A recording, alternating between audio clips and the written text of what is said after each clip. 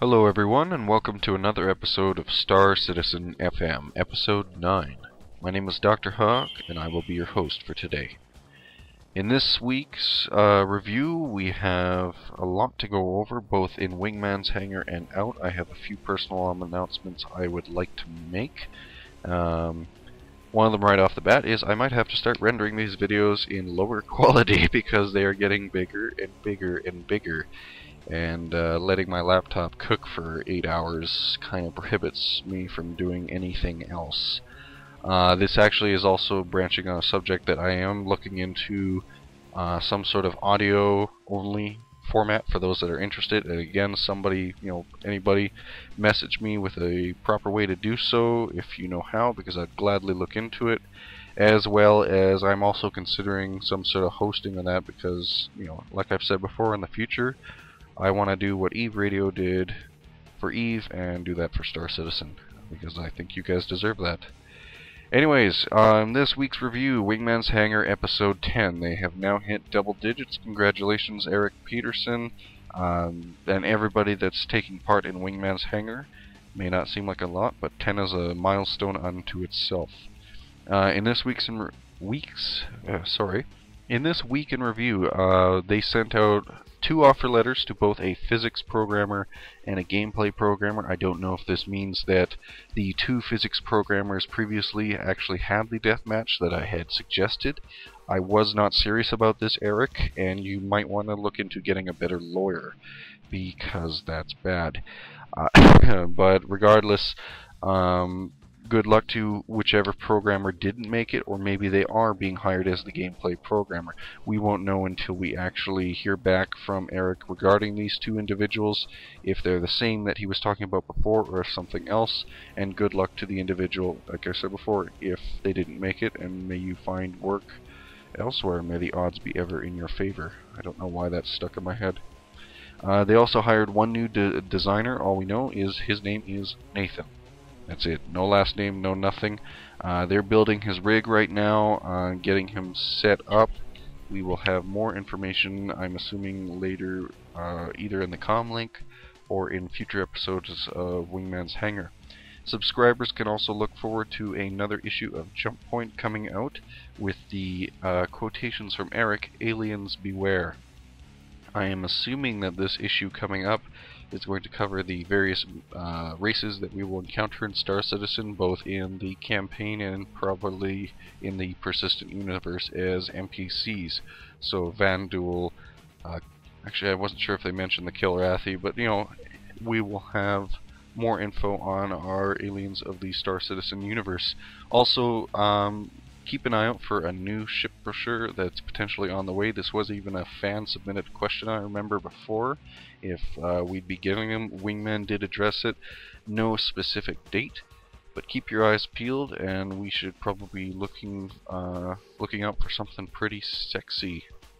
Also, lead animator Brand Brewer, I should have some video playing now. They actually went out and did some live-action motion capture with a lovely female model named Leslie. They're doing this to get all the proper animations that they need for their female character, as well as to kind of get a baseline for all the angles, movement, etc. that they need for the game. So the artists, whoever's doing the... I can't remember, my brain is dead right now. Doing the animations, etc., they'll be getting that all set up and based off a human skeleton and not so much animated. Motion capture is actually one of my favorite things, just because you can actually get a lot more.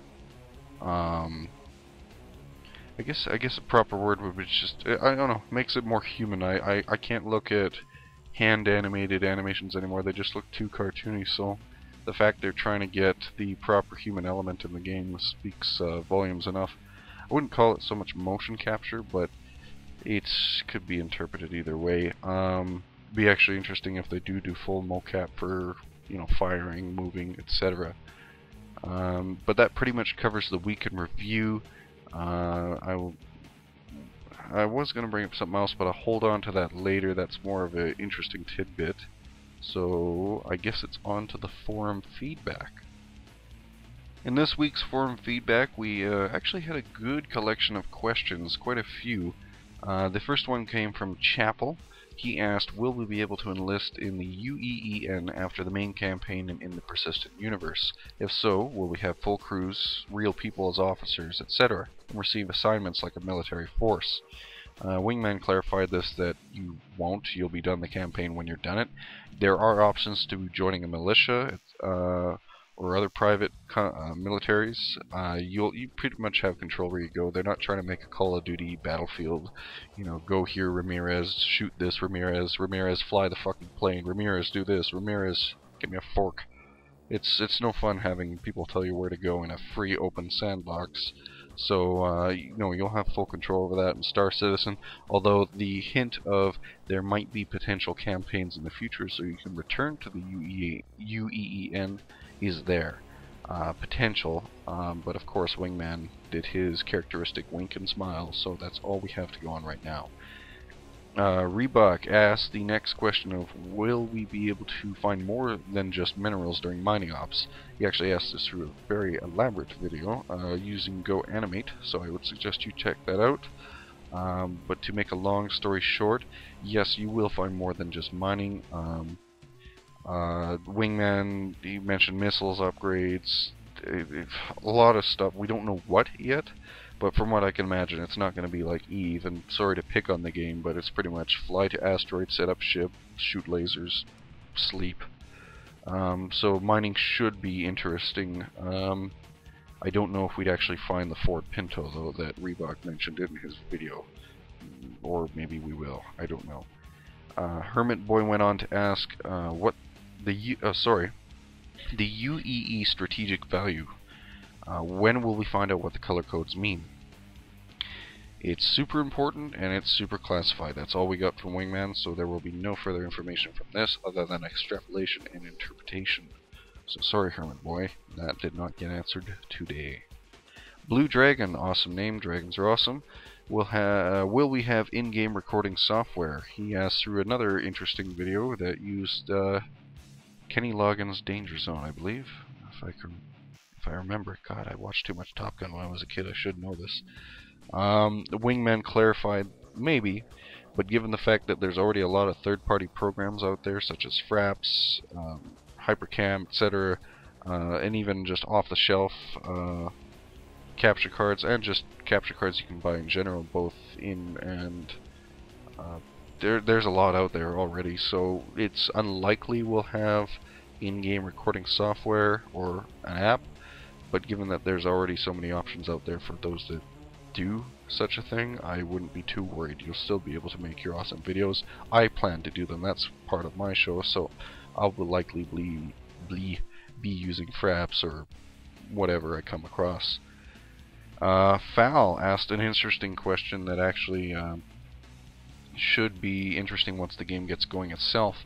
If I discover a new system, can I not report it so that I may keep the benefits to myself, clan, etc.? This is something I've wondered myself. Back in Eve days, finding wormholes, etc., you wanted to keep these secrets so you could move trades and, mine, etc. Wingman said you can do the same thing here. You don't have to report a discovered system. Granted, if you don't report it and somebody else who isn't affiliated with your clan, group, etc., and they discover it, they'll be able to name it and mark it for everyone else. So it's sort of a gamble. So you could find, super rich mineral system A, not discover it, have all fun with your piratey things and rum and everything, and then all of a sudden Johnny Two-Face comes around and names it, and next thing you know, you have the UEE and me and anybody who's a lawful good paladin person trying to come ruin your day. Or just coming to ruin your day in general. I don't know. So it's a gamble. You can either be famous or you can be greedy. So it'll be interesting to see how that plays out in the universe itself. Razor Xerox asked a question with another creative video regarding SXW213. It's a virtual reality expo. He was wondering if the CIG crew is going to be covering that with a live broadcast. There apparently won't be a live broadcast, but they will be at the show. They'll be covering it. They'll be doing some networking, etc. So that will be covered, and we might see more of that from Wingmans Hanger 11, or maybe in the future. Alex Terminator was the next fan with the question of, are you guys only going to reveal new ships in Jump Point? Wingman went on to say that no, ships will be revealed to the community as a whole. Jump Point is more of a sort of in-depth breakdown for the subscribers, so there might be some ship reveals in the Jump Point, but in a whole, the community should be aware of any ships that are going to be shown.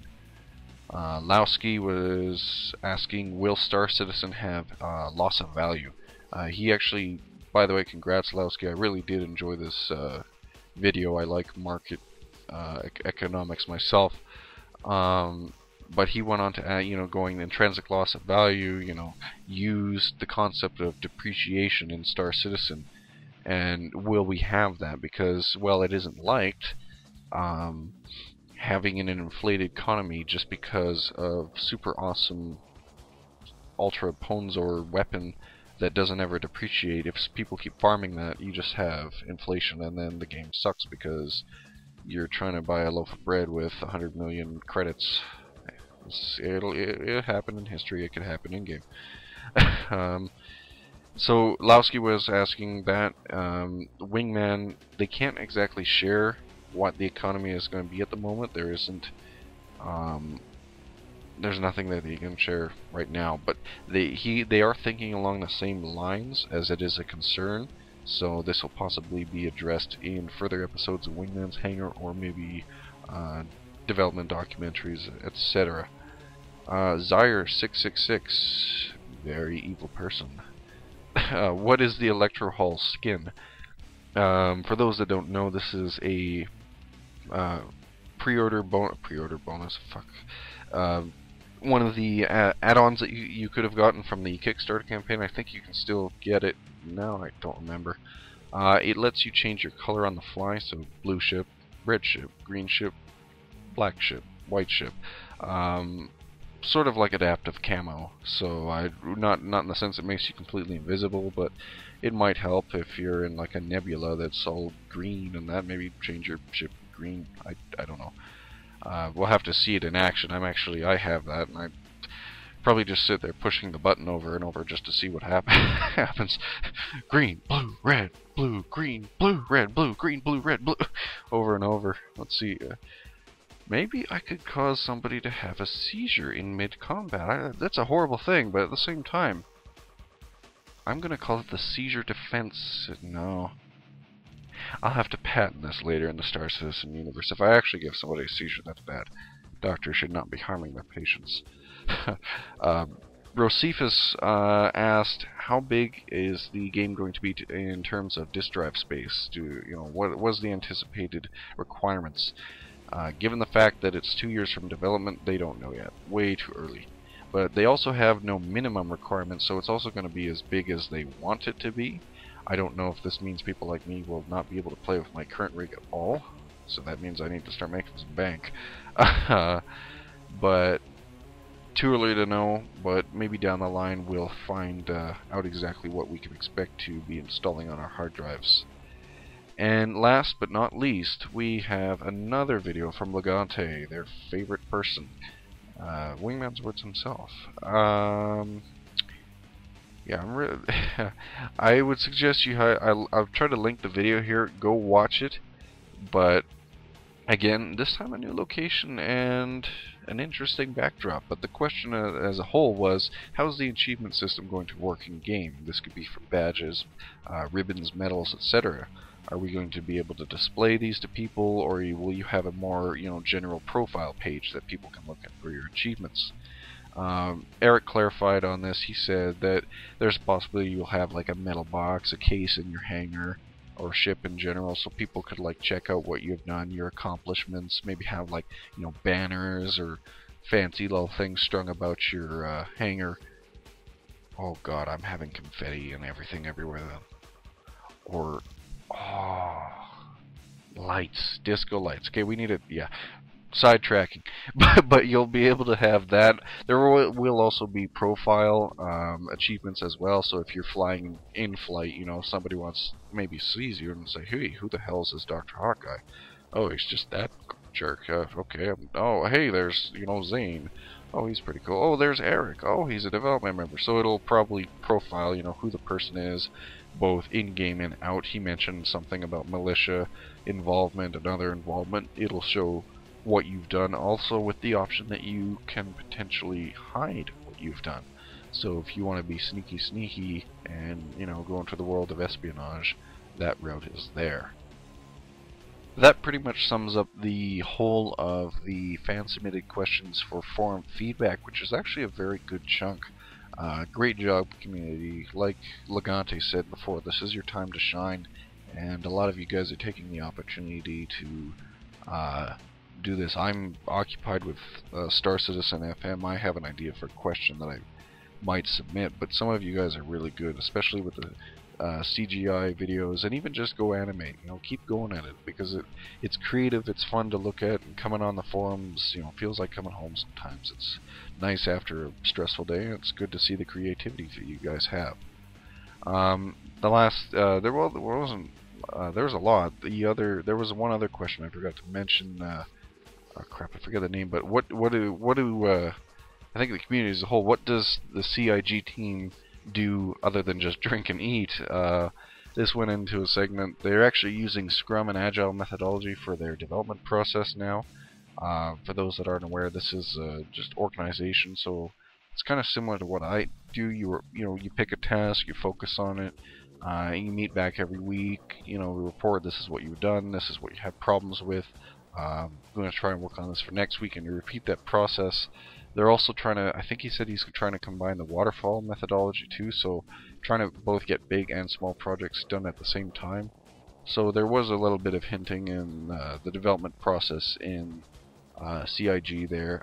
Chris Skyping in too was another mention, so even though he may not be there, he's always there, in quotations, providing feedback that's needed. So looking forward more to that in the future, maybe with more Wingman's nose cam. Eric, talking to you.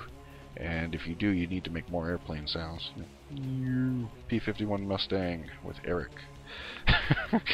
But yeah, so that was pretty much the whole of the forum feedback. Worldwide news, one of the highlights, if anyone's ever heard of Mars One, this is a private venture by a company to establish a human settlement on Mars, I believe by 2023. It's a private venture, but the aim is to be sort of financed by everyone, so I don't know if they're going to be using Kickstarter. That's a weird thing to host a space mission on, but the whole of the idea is the same. They're going to try to get enough funding. They're going to be sending probes as well as the habitation modules over, and then the crew will be departing in 2022. So if you want to sign up as an astronaut, this is your time. The only thing I will mention is if you do sign up and you do get selected, you're not coming back. We don't have the technology at this point to come back, and I think it would take 2.5 years to get, so 2 years at least, 541 days or something like that. So yeah, you either want to make sure your family really hates you, you're very lonely, or really want to explore because you're not coming back. I would do this, but then I would also not be able to report Star Citizen FM for you guys. But check that out. They are taking applications. It probably is going to be filtered down to people that are really prestigious and amazing, because astronauts usually are our best humanity can offer.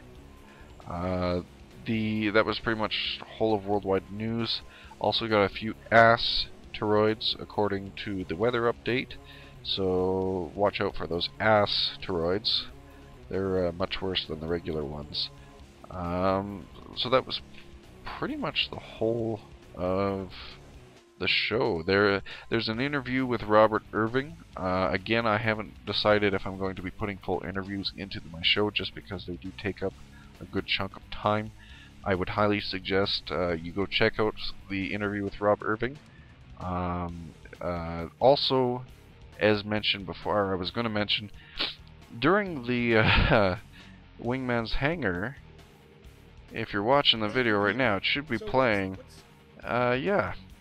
I had talked to Legante about this before, and I'm pretty sure I said do it, and it looks like he did. Legante, they invited him down, or he just showed up, either way is awesome, to CIG, and visited the guys over at Cloud Imperium. So if you don't watch the interview with Robert Irving, at least watch the interview with Legante. We pretty much covered similar topics in my show, as well as a few additional things over with Eric. And as far as I know, he got to see some juicy things that we are not allowed to see, so I hate him forever now. I hate him. No, I don't. According to Eric, this is actually a new segment of the show called Fan of the Week. I don't know if if this is they're going to actually bring all the fans down to CIG, if they're just going to start Skype calling or chatting. I don't know. We'll see how it works out, but it's actually really cool to see fans on CIG. This just goes to show that this is something unlike anything that's ever been in the gaming industry. I've never seen a community this involved with a dev team and vice versa. So yeah, congrats to you, Legante. Awesome, Eric. That was really cool to see, especially with all his gear. That pretty much covers up Wingmans Hanger. I had a few personal announcements I plan to make. The first one being is that actually relating to Eric, if you check out the com link, I actually noticed there was this man named Dr. Hawk that got featured on the Spotlight. According with his characteristic dry wit, he is a great spokesman for the community, etc., etc. I might have to go talk to this guy because dry wit. What is that? No, actually, much appreciated. Thank you, Eric. That's really cool. I actually noticed a lot of more subscribers popping up. I actually have to start filtering my email now. That's a new thing. Also, another one I wanted to mention out and shout out to is that alongside me was Stars Ortoria. This is hosted by Senate. He hosts a podcast both on, no, I think it's just on iTunes, so there should be a link in the description. Check him out as well. He does a great job, fantastic job of his podcast, and he already has it on iTunes format, which is something I should definitely look into. So again, shout out to Eric. Thank you very much for that. The other thing I wanted to mention, to those of you who I'm speaking to, you'll know who you are. I've had several messages from clans and guilds who have wanted me to interview and talk to you guys on my show. I have no problem with this. My only issue is the fact that there's so many of you. I don't want to interview one clan and feel like the rest is left out, vice versa. I don't want to seem like I'm favoring one over the other. You know, with my interviews, it's sort of just random. It's like, hey, you know, you want to come here, and if I'm lucky, I get a dev, which is appreciated. But with clan interviews, that's a bit bigger. So what I'm thinking I'll do is I'll make a sort of clan shout out. If you want me to feature you, I'll do maybe a quick minute segment of what you guys do. Maybe not interview directly. I haven't figured it out yet. But in the meantime, still trying to iron it out just to make sure that, you know, each clan and guild and group gets the exposure they deserve. Other than that, that's pretty much all I had for the show. I have an interview lined up here, so I'll be transitioning in a sec. And yeah, so transition time. Hello everyone, once again. I have another interview lined up with another interesting individual. Some of you may have met this individual before in the chat roll. He has done some pretty creative artwork for the community members, as well as been a great community leader himself. I'd like to introduce you all to Exile. Hello everybody. So Exile, thanks again for taking the time to be on the show. It's my pleasure. Just wondering, maybe you could, you know, quickly tell us who you are and who Exile is. Well, I'm 28 years old. I live in Northern Ontario, and I work with the Department of National Defence in the Canadian Forces. And I love playing video games. Alright, fair enough. So, in relation to Star Citizen, who do people know you by? Exile is one handle. Yeah, I'm also on the forums as Luciola, and my main game handles are either Luciola, Exile, or Last Exile Luciola. So there are certain people that play with me on other games that are from chat roll as well, like in Battlefield 3, and they know me as Luciola there. So there's a couple different handles. Is there any sort of correlation or reason for the specific names? Yes, they're actually derived from the Last Exile anime. And Luciola is one of the characters in that anime. So I just grabbed all three of those, put them together in different sequences depending on what's been taken before on what I'm registering to. So that's kind of how that was birthed. Fair enough. So you said, I'm actually going to sidetrack, and I remember you mentioning this before in private conversations as well as chat roll. You're a Forces member, are you not? Yes, that's correct. So how long have you served with Canadian Forces? It's been about 6 years now. 6? So have you ever been deployed overseas? Yes, I was deployed in Afghanistan with Bravo Company of 1RCR, which is the Royal Canadian Regiment, in 2010. Oh, good for you. So that lasted... That was a 9-month rotation. The reason I bring this up is the Star Citizen community is both diverse and, well, actually, just it's amazing in general, but we have quite a few Forces members too, and the fact that I've had the opportunity to interview you yourself, I wanted to take the quick opportunity to just shout out to all those that are serving in Canada, America, Europe, wherever, that your effort is appreciated, and it allows us to enjoy the freedom and free time and first world things we get to enjoy, such as Star Citizen, when there's people out there that can't even enjoy that, or basic freedoms, or human rights in general. So your effort is not unnoticed and it's appreciated. Thank you, I appreciate it. And I'm sure everyone else does as well. So that brings another interesting question. You know, everybody... It doesn't mean just because you're in the Forces or not that you wouldn't be playing games. I've had friends myself who've enjoyed games when they were in PPCLI. What was your interest in Star Citizen? What drew you in to the game? Well, I've always been a sci-fi fan. I've written a lot of sci-fi, and I like the concept of space travel and exploration and the great unknown. It's literally, to quote Gene Roddenberry, the final frontier, and there's nothing more exhilarating than the concept of exploring something that's never been discovered before. And I've played all the Wing Commanders, and I enjoyed them thoroughly. So when I heard that Chris Roberts was starting up a new game with the intent of having it to be like this gigantic grand idea of a sandbox development with a great tie to the community, and of course without having the connection to large industry and going through Kickstarter, well, then I couldn't really say no to that. So the main interest, I say, would be the fact that I enjoy sci-fi and simulation, and also because it's Chris Roberts. I mean, come on. Fair enough. Yeah, that was pretty much my main draw when I initially caught wind of Star Citizen myself. It's, oh, Chris Roberts? That's like hearing Chris Taylor's doing another RT. What? I'll buy it. Exactly.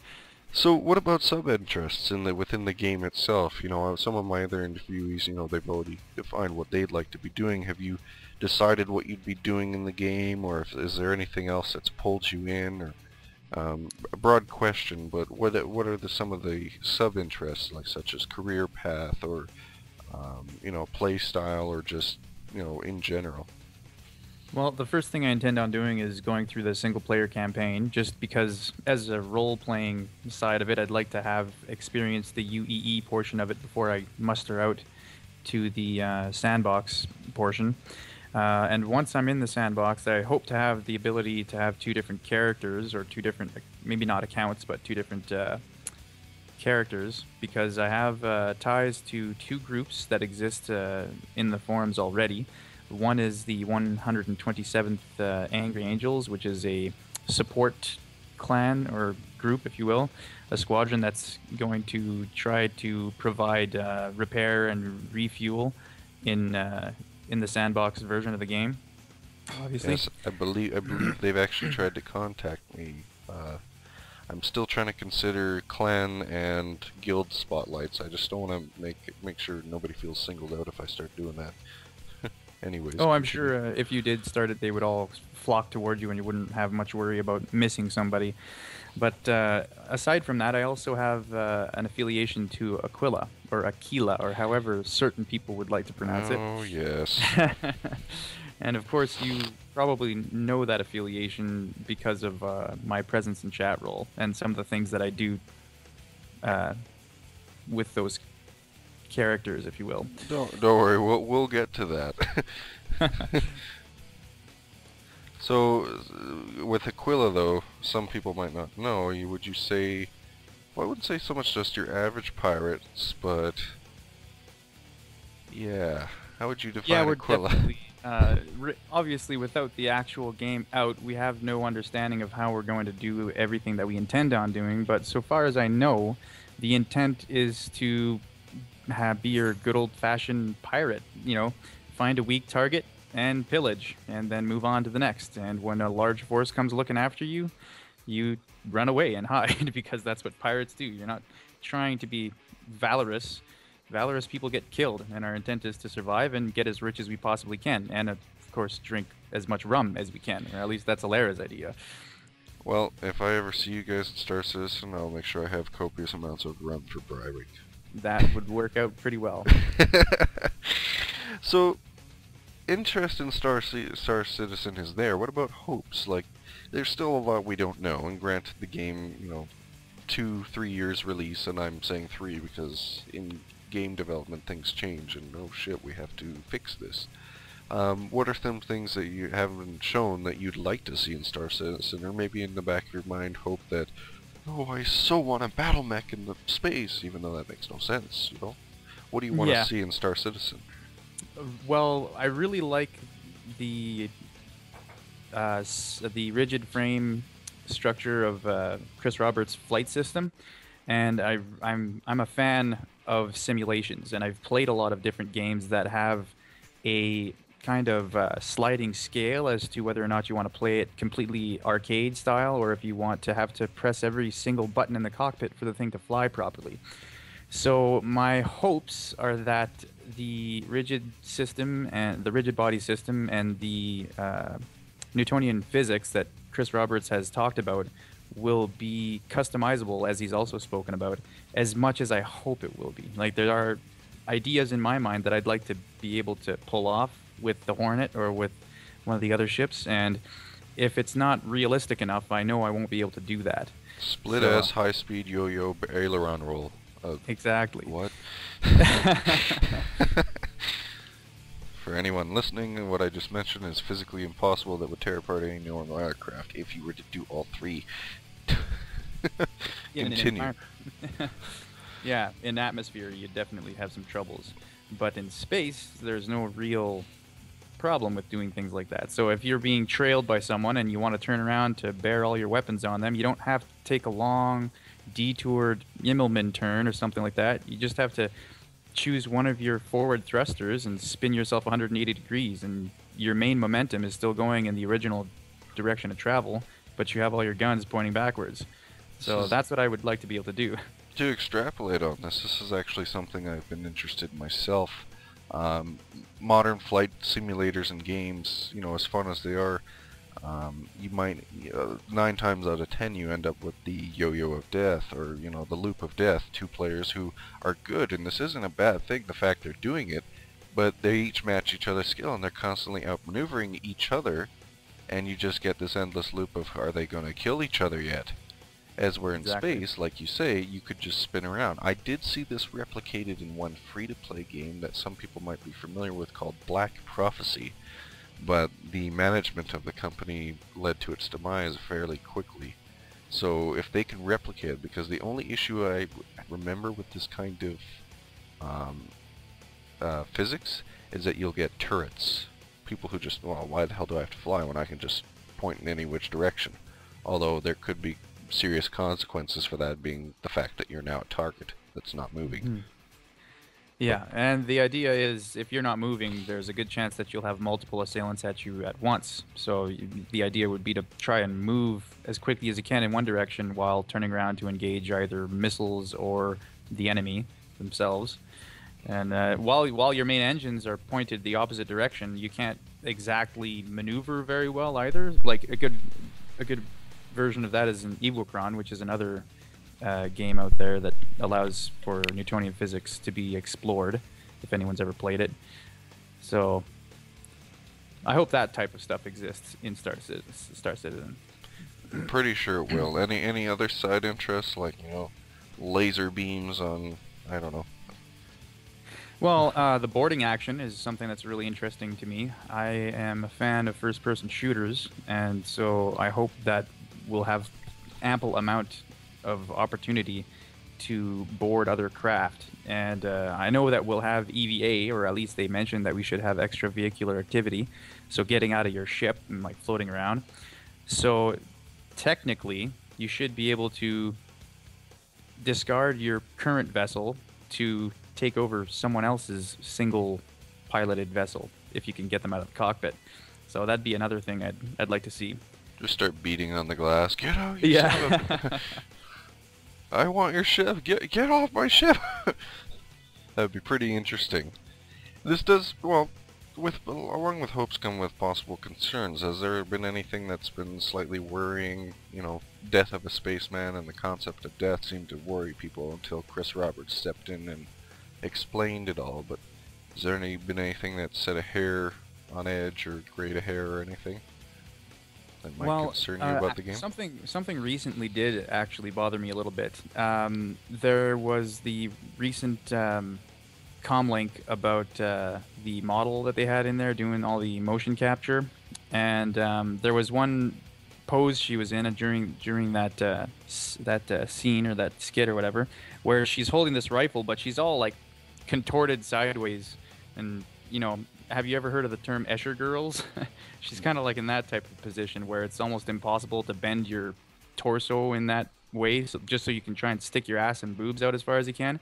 And she's got this MP5 like stuck in her hip, and it's, from my perspective at least, the most impossibly uncomfortable position someone can hold themselves in. And I understand why they probably asked her to do that, but I'd hope that they don't have a pose like that as your basic idol pose for the females, because that's just going to kind of ruin it for a lot of women out there who don't necessarily want to be seen as a sexual object with a weapon in their hands all the time. And plus, as somebody who served in the forces, holding a weapon like that is actually not the best anyway.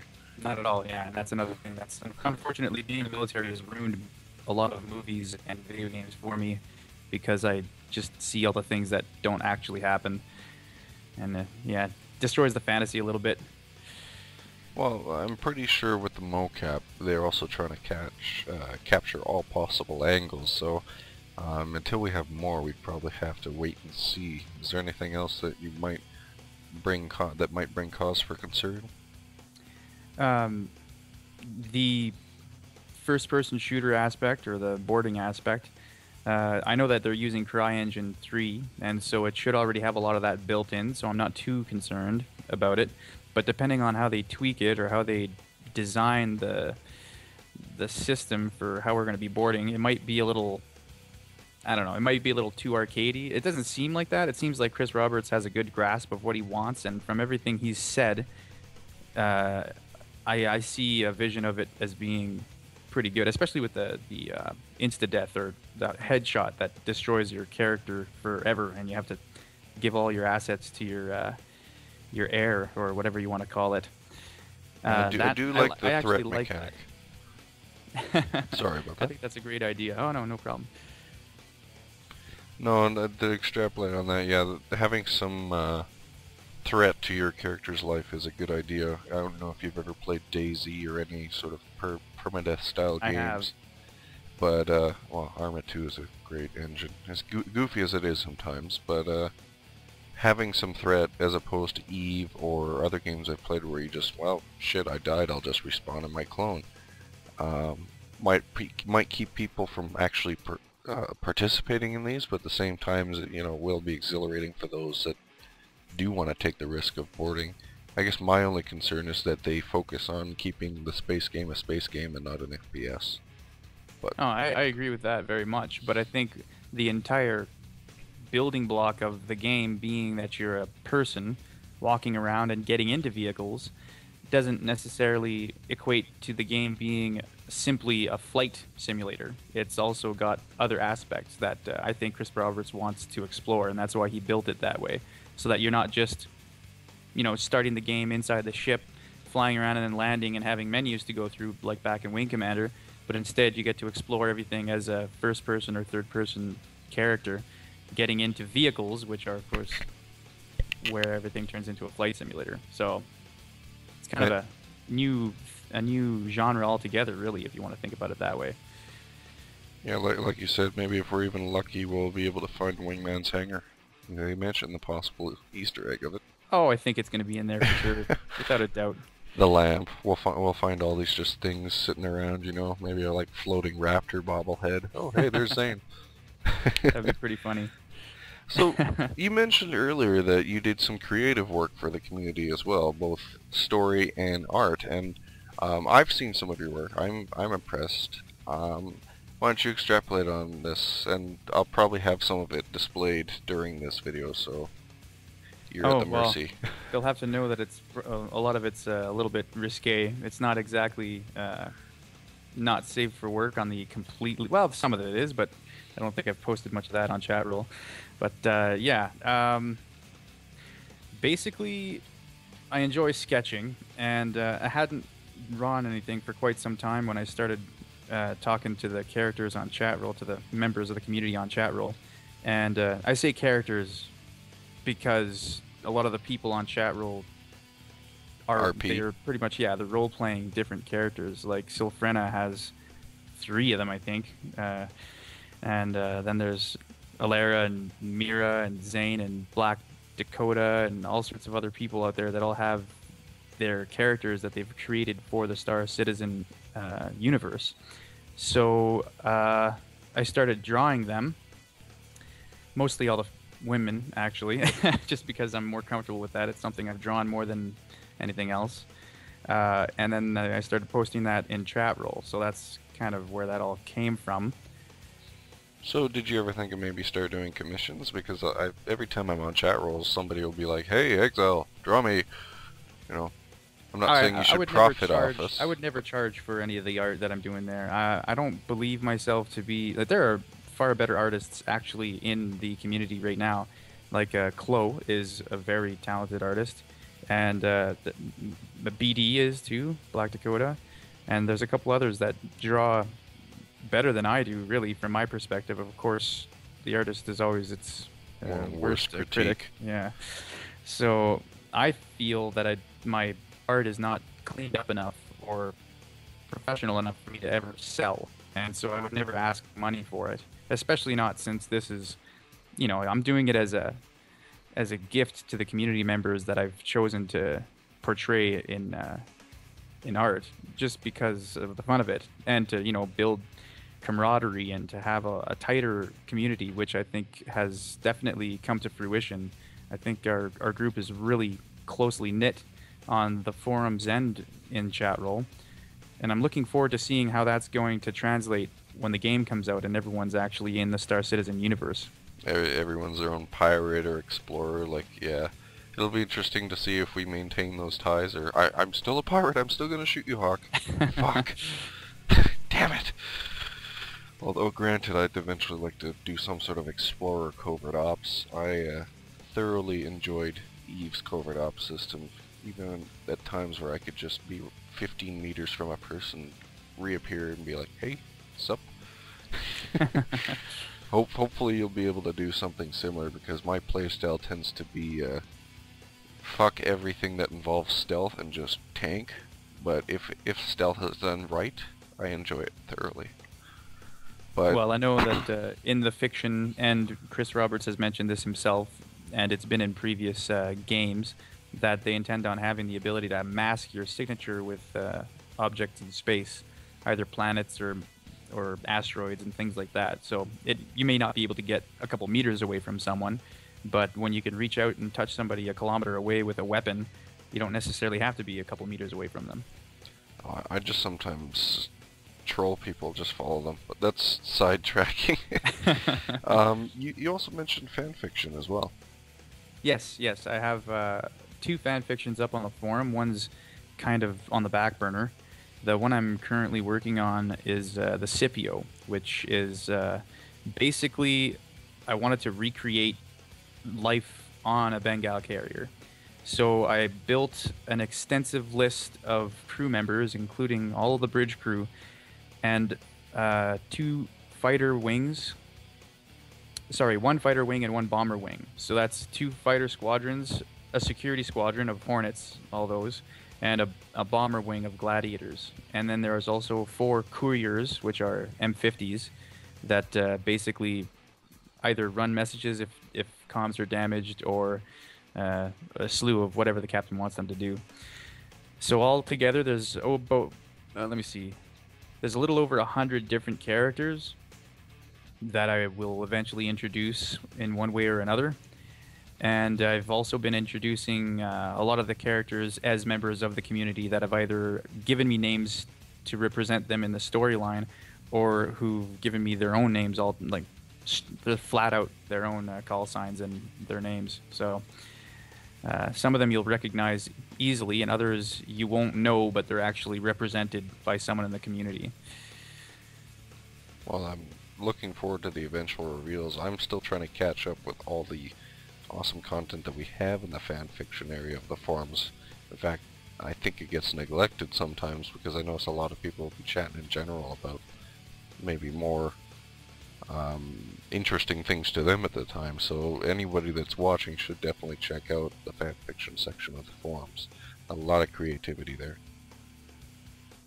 So, Definitely. regarding the fan fiction, do you plan to continue through this past game release, or is this something pre-game release, or just sort of at this point don't really know? Well, we have a couple years until release, so I'm assuming the Scipio will either be completed or discarded by then. I have a terrible habit of starting things and then getting to, about 15,000 to 120,000 words, and then just kind of losing my vibe. And so if anyone goes to Protagonize, it's a writing website, you can see all the different work I'm actually in the progress of working. And I think I have, let me see, 7 different stories that are all within the between 20 and 75 pages of paperback worth. And so I keep jumping back and forth between all these different storylines and write on them depending on what my mood is. Like I have a Western, I have a fantasy that is Tolkien-esque, there's a romance in there, and a ton of sci-fi. So depending on what I feel like writing, I'll kind of drop one project and move back to an older one that I haven't written on in a long time. So hopefully the Scipio keeps my attention for quite some time, at least to flesh out the main ideas. And of course, the more people are reading and the more people are commenting, the more I'm willing to continue the story. So that's part of the reason why I introduced characters from Chatroll into the storyline, because I know that they're going to bug me to keep writing, and that's a good thing for me, because I was just going to say, you'll have a dedicated fan base going, Exile, Exile, Exile, Exile, and you'll be like, what? Leave me alone. So this brings up another interesting topic, and I think final topic, but what is life in Chatroll like? We have a lot of subscribers and followers now for Star Citizen. I'm pretty confident, it's not going anywhere, and given the funding and that Chris has.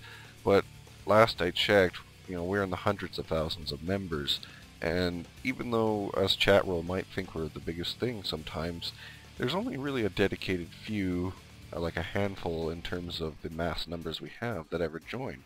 Do you want to help pitch why some people should come in and chat? Because, we have the potential dev talk sometimes, and, Space Lube and whales. People, I don't know, like pitch Chatroll for potential viewers. Well, I think Chatroll is just a the best way to really build the community spirit, you know, the esprit de corps, if you want to call it that. There's something about chat roll and meeting all these people and talking about random crap, really, because that's what mostly happens in chat roll. But it just kind of brings everyone closer together, so that when the game actually does come out, you'll be able to recognize people. You'll be, you'll be somewhere, flying around space and in orbit around Spider or something, and all of a sudden a bunch of NPC enemies will show up, and all of a sudden, hey, Eddie's there. Holy crap. And he helps you out. And then, oh, frick, next thing you know, you're being pirated by probably Aquila. Alara. And, someone else shows up to help you out that you recognize from chat roll. Or it's just, it builds this web of connectivity that'll transcend what happens in chat roll and move into this amazing game that we're about to experience, and it'll allow us to keep these relationships going. And like you mentioned earlier, it's going to be interesting when certain people run into each other. Like when we're pirates and we run into you, I'm still hoping that all that rum is still up for offer. Otherwise, you might have to lose your legs. Yeah, well, we'll see at this point. I still haven't decided exactly what I'm doing in the universe yet. I still want to see what options I have to me. Given the fact that I'm an old Battletech player and that assault or get the fuck out, I don't know if you're familiar with the concept of the first Lyrian Atlas Scout Lance. Yes, yeah, definitely. Yeah, you go in, you tag, and you leave. No, Atlas Scouts? I think you're missing the point. Maybe thinking about the wrong one. I'm thinking of be heavy or else. That doesn't matter. So if I can't do my covert ops route in Star Citizen, it'll likely be try to find the biggest, baddest thing I can pilot single-handedly and see where I can go from there. Probably, at the moment at least, that would probably be the constellation. True, but I'm trying to think single-handedly that I don't have to even worry about NPCs up, because I still like that fighter pilot aspect. Right. In that case, I suppose the Hornet's the biggest punch out there right now for single-handed. At the moment, but I'm waiting to see if there's any other options. I have the 300i ready to go, but we'll see. But back on topic of chat roll, is there any final shoutouts you want to make here? Because I'm looking at the timer and we actually gone on for a bit. Not necessarily. I mean, obviously Aquila and the 127th are my two main shoutouts, but I've mentioned them several times already. The artists out there that I've mentioned as well. Kasich, I missed Kasich. He's also a very talented artist, and he's actually had some of his stuff featured through Wingmans Hanger, if I'm not mistaken. So yeah, basically, if you haven't been to chat roll, it's probably a good idea to stop by just to meet the people that have been, I think we have the best perspective on especially Wingman, and like Eric. He's been popping in there right and left and center. We get random developers come in to talk to us as well. But Eric is definitely the most amusing, and he'll throw up a live feed for us out of nowhere. Like people will be working, and he'll show up live feed with, some of the booze that other members have sent to them in the office, and he'll just talk to us randomly of anything that's going on. And so that's something that you don't experience anywhere else, and I've never experienced with any other developers. Yeah, we're quite blessed with an awesome community, an awesome development team. But I'd like to actually close now. I'd like to actually thank you for taking your time to interview and talk to the Hawk, listen to my nonchalant, boring voice. So I'll let you sign off, and then we can say goodbye. And again, I'd just like to say thank you very much for taking the time to be interviewed. No problem. It was my pleasure. So everyone, this is Exile and Dr. Hawk. Wishing you safe flight. You all take care and fly safe.